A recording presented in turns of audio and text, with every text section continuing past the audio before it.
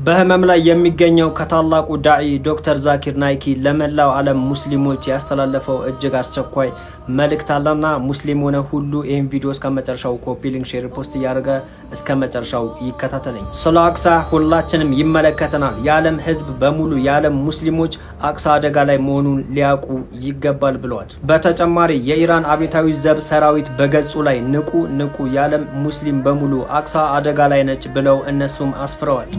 ምን እየተፈጠረ እንደሆነ በግልጽ ባናቅም ነገር ግን ከሳምንት በፊት የእስራኤል ካቢኔ አንድ ውሳኔን ተሰብስቦ አጽድቆ ነበረ። እሱም ኢየሩሳሌምን መጠቅለል ነው። በዛ ውስጥ ደግሞ ቅድስት አቅሳ የምትባሏ ታላቋ መስጊድም ትገኝበታለች።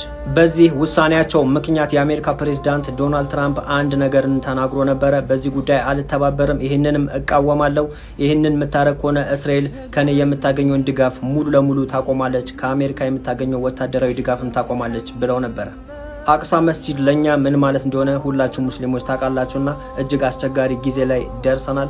ሁላችንም በዱዓ ልናስባቸውና እዛ አካባቢ ለሚታገሉ ሙጃሂዶች ሁላችንም በዱዓ ልናግዛቸው ይገባል። ሙስሊም የሆነ ሁሉ ጥሪውን ተቀብሎ በደንብ ቪዲዮን ኮፒ ሊንክ ሼር ፖስት እያደረጋችሁ በዱዓ ከጎኗቸው እንሁን።